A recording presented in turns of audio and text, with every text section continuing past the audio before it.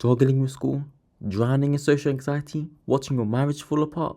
Well, I can't sort that out, but I can show you how to sort in Python. Sorting in Python is actually really easy until ChatGPT servers are down, in which case you're just moving on an island. But don't worry, because in this two-part series, I'm going to tell you everything you need to know about sorting in Python: the method, the function, the application. So dictionaries do not work on sort, but does work on sorted, and that's because dictionaries don't have any sort of inherent order. Sort only works with the iterable that is being presented, while sorted makes an entirely new thing. So that's why sorted works, but sort doesn't. In this first example, I'm going to be sorting by the keys, which are this value, like these values over here, because dictionaries have a key value pair. So what's happening is completely independent of the values. And if I run the code, you can see it is sorted based on just the keys. So we have the apples over here before the banana, orange, pear, and X-berry. This is very similar to how it's done in a list or set or tuple. The thing I want to go over here is the apples. I touched upon in part 1 about Unicode values. I'm gonna explain this more thoroughly. So apple spelled properly is in the last 3, whereas apple without an E is less and apple with a B is first. That's because when the Python goes over each word, it goes over A, which is all the same, so all of them are clumped up together at the very start. Then it goes over B.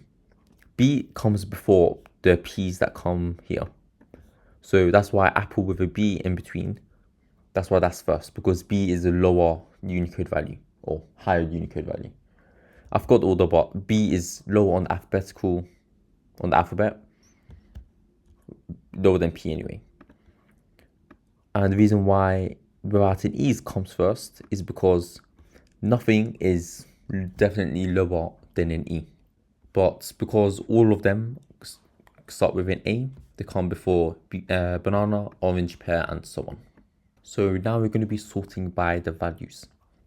This line over here, it looks a bit complicated at first, but breaking it down, this bit over here, dot items, it essentially groups these up into tuples. So when we go over the first index, that's the 0 index, that's the 1 index. So it compares it by the values, not the key.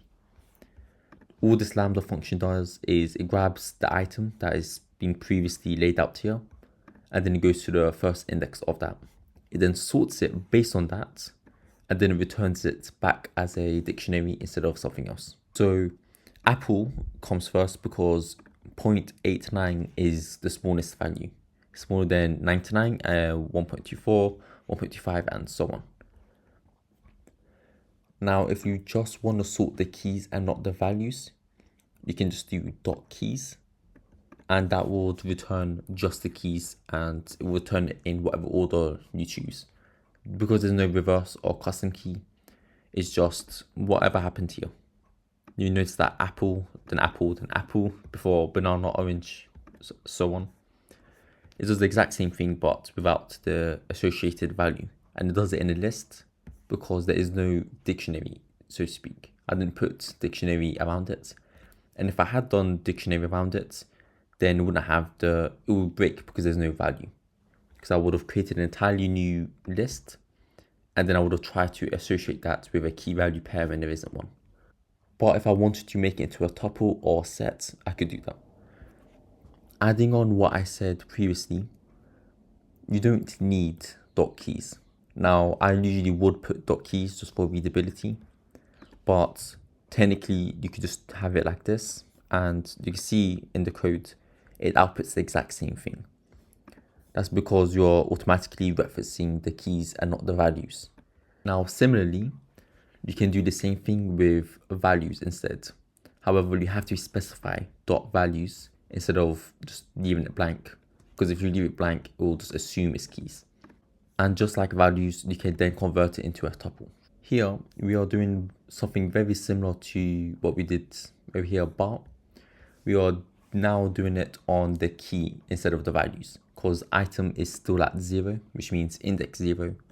So it's only basing it based on the pear and apple and so on. the actual key itself, not the value. And we're doing it on the length. So this time pair is the smallest. So it's at the very front, whereas before pair would be towards the end, and that's because of the actual values itself. P is lower than a B.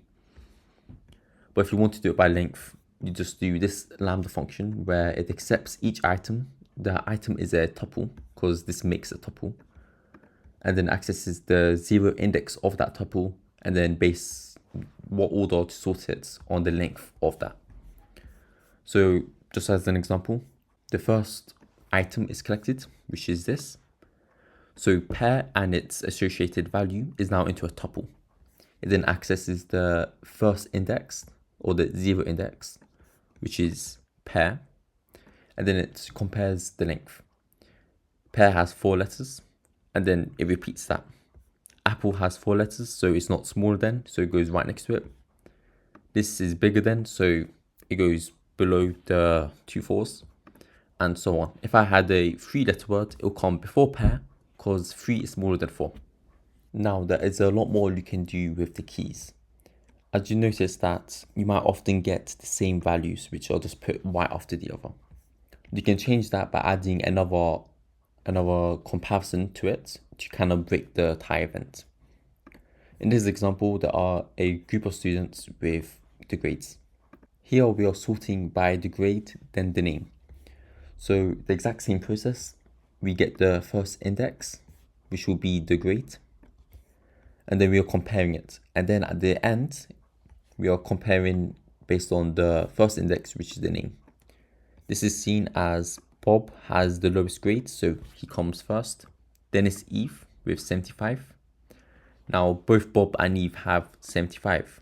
So the reason why Bob comes first isn't because Bob is first on the dictionary, but because B is lower than E. And then it's Alice, who has a higher grade, so she's put last. But then David is here, and D is lower than an A, so it's put right in between Alice and Charlie, who has the highest grade. So just to go over a bit more detail, student.items makes a tuple. This lambda function grabs each tuple individually, then compares it based on the first and then the 0 index, and then it sorts them based on that value. It then puts it into a dictionary at the very end. So now going into a bit more of a complicated territory, I'm gonna show you how to deal with 2D lists and custom keys. So we have a list of students, which is stored in a dictionary, but each item in the dictionary is also a dictionary. So the first layer of dictionary is this. That is a key, and that is a value. That entire dictionary is a value. Now within that value is a dictionary, so that is a key within this value, and there's also a key within this value. So we have a lambda function which gets each item. Students.item converts this into a tuple. So what's happening is Alice and the value are separated from the rest. So that is the 0 index, the very first item. Then, and the next index is this. So when I call upon this, I need to specify what exactly I am calling on. So item 1 grade. That means that I'm referencing the first index. That is the 0 index. That's the first index. I'm referencing this bit over here because it's a tuple. And then I'm referencing grade. Because it's a dictionary, I can just call upon the key. I'm referencing grade, which means I am only dealing with this bit here. So that is the thing I am sorting out first. Then I'm dealing with the item 0. That 0 index means that I'm dealing with the name, which is the very first thing in the tuple. Next is item 1 age. Now, just like item 1 grade, it goes to the first index and then it accesses the age, which is this bit. So I'm sorting based on first the grade, then the name, then the age. And doing so creates a 2D list of Bob being first, and then you get his details. Then it's Eve, then her details, and so on. Because at the very first, we're dealing with the grade, and Bob has the lowest grade. So that goes over here. Then you're dealing with the name. Bob has the lowest name because it's a B, it's the very start. And then you're dealing with the age. Bob is 21. So that's why Eve is behind Bob. It's because even though her grade is the same, the name is not. E is below B. And that's why Alice, even though her name starts with an A, because her grade is higher, it doesn't matter because the grade is what counts first. So you do it in the order that you see. To show you a more like open example, if that makes sense, I made this function over here.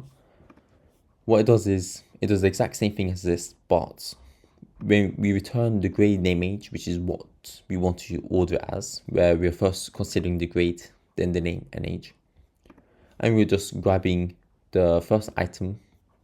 So that's a thing, we're grabbing the first index, and then we're grabbing the grades, and then so on. It's just a bit more clear so you can see it. Over here, we are dealing with a list of tuples. So this is the first layer, which is the list, and the tuples inside are set. So we have the ID column, the name column, and the age column. Now note that the ID column is flawed considering Alice and David both have the same ID, just for example's sake. So we access the first item using this lambda function. This refers to this tuple here, because when you go through a list, imagine this wasn't a tuple. When you go through the list, you go through the first element or index of that list. It just so happens that that first element is a tuple. So within that, we get the first index, which is the name, and then the second index, which is the age, and then sorting it based on that. So Alice will come first, then Bob, Charlie, David, irrespective of the ID at the start. Now, when it comes to object-oriented programming, I do plan to release an entire new thing just on that, which will go over things like sorting and much more. But just briefly, I want to go over how to do it within a class. So we have a very basic thing. This object has a name, grade, and age. So each student is associated with its name, grade, and age upon creation. So we have a list, and in each item of that list, we are creating a new object, so a new student. This student is called Alice, so the name is assigned to Alice. The grade is 88, so that's what that is, and the age is 20, so that is associated with 20. Now, because of how objects work, each one of these act independently of each other. So I could have a new function that says like Alice says, the student says this, and if only Alice is called, then only Alice will do that function. But that's going a bit beyond the scope of this video. So for this example, we are creating a new variable called sorted students, and we're applying the sorted function to it. This has students as the iterable, which is this 2D list. And then it has a key of student sort key, which references this function.